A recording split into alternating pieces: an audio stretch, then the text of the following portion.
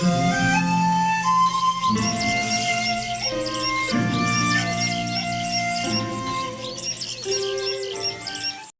The lord. దేవుని అత్యున్నతమైన నామంలో అందరికి కూడా శుభాలు ప్రకటిస్తూ ఉన్నాను. ప్రభు యొక్క కృపను బట్టి మీరందరూ కూడా క్షేమంగా ఉన్నారు అని నేను తలంచుచున్నాను. దేవుని యొక్క కార్యములు వర్ణింప శక్యము కానివి. ఆయన మన జీవితంలో అనుదినము జరిగిస్తున్నటువంటి కార్యములను బట్టి మనం గ్రహించాలి, దేవుడు మనతో పాటు ఉన్నాడు అని. మనం ఒంటరి వారము కాదు. దేవుని రక్షణ, ఆయన తోడు నిరంతరం మనకుంది. హల్లెలూయా. వాక్య భాగాన్ని చూద్దాము. కీర్తనల గ్రంథము 71వ కీర్తన 9వ వచనము.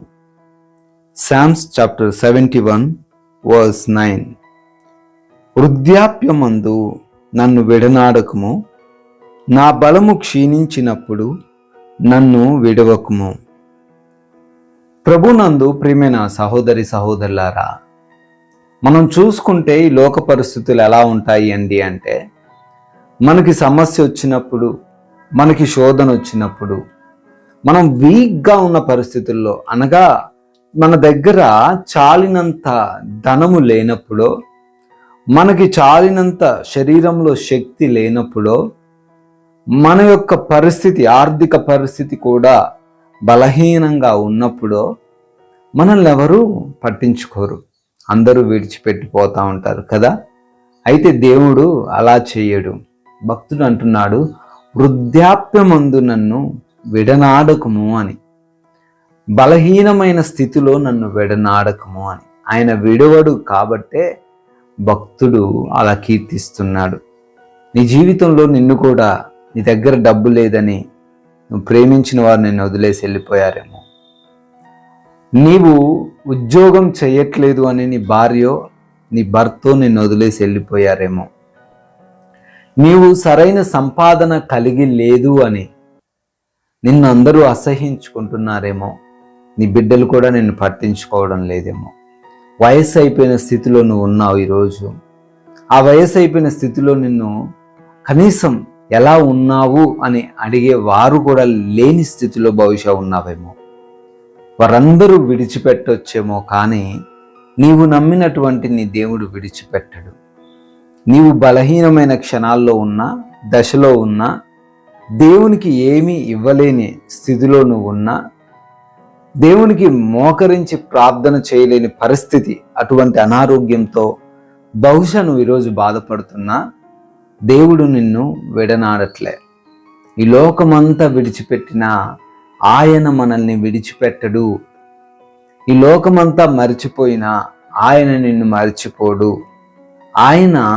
ఆయన యొక్క చేతుల పైన మనల్ని చెక్కుకొని ఉన్నాడు. హల్లెలూయా. ఈరోజు బాధపడుతున్నామేమో, నాకెవరు లేరండి, నేను ఒంటరి వాడిని, నేను ఒంటరి దానిని, ఏదో ఉన్నది తింటున్నాను, లేని స్థితిలో పస్తులుంటున్నాను అని. దేవుడు నీ వైపు చూస్తున్నాడు. నీ యొక్క బలహీన స్థితి అందు వదిలివేసి వెళ్ళిపోటకు ఆయన మనుష్యుడు కాదు. ఈరోజు నీ బిడ్డలు వదిలేశారేమో, అనాథ శరణాలయంలో నిన్ను జాయిన్ చేశారేమో, నీ తల్లిదండ్రులు నిన్ను వదిలేశారేమో. మనం చూడొచ్చు పరిస్థితులు. ఈ రోజున ప్రేమించిన వారి కొరకు ఒక స్త్రీ తన యొక్క బిడ్డను బస్ స్టాండ్లో వదిలేసి వెళ్ళిపోయింది. అలా నీ దేవుడు చేయడు. దేవుడు నిన్ను ప్రేమిస్తూ ఉన్నాడు. ఒక్కసారి నీ చేపట్టుకున్న దేవుడు చివరి వరకు వదిలిపెట్టక నడిపిస్తాడు. హల్లెలూయా. గర్భవాసినైనది మొదలుకొని మన దేవుడే మనల్ని కాపాడుతున్నాడు అని దానిపైన వచనాల్లో భక్తుడు కీర్తిస్తూ ఉన్నాడు.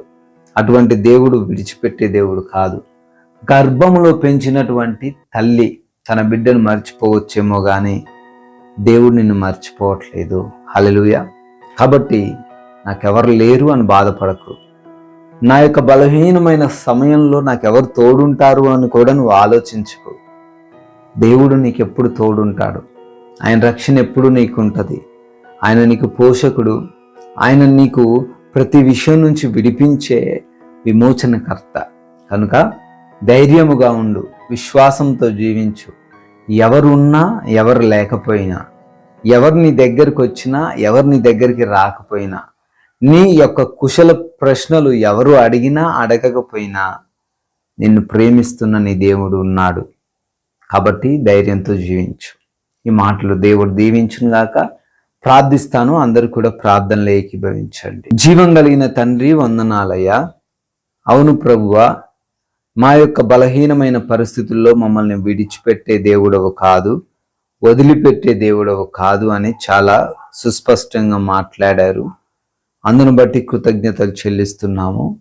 ఈ రోజున ఎవరైతే విడువబడిన పరిస్థితుల్లో ఉన్నారో, దుఃఖకరమైన పరిస్థితుల్లో ఉన్నారో వారిని లేవనెత్తండి. మంచి ఆరోగ్యం వారికి దయచేయండి. ఆర్థికపరమైన కష్టాలను బట్టి వదిలేసి వెళ్ళిపోయిన వారే మరలా వచ్చులాగున వారి జీవితాన్ని మార్చండి తండ్రి. అయ్యా, ఈ రోజున మా పనులను, మా ప్రయత్నాలను అన్నిటినీ సఫలపరచండి. ప్రయాణిస్తూ ఉండంగా మా మార్గాలను సురక్షితంగా చేయండి తండ్రి. ఈ రోజంతా మీ సహాయం మా అందరికీ అనుగ్రహించమని ప్రార్థనలు ఏకీభవిస్తున్న ప్రతి బిడ్డకు మీరు తోడై ఉండి కాచి కాపాడి బలపరచమని జీవం కలిగిన యేసుక్రీస్తు వారి నామంలో ఈ ప్రార్థనను అడిగి వేడుకుంటున్నాం తండ్రి. ఆమెన్.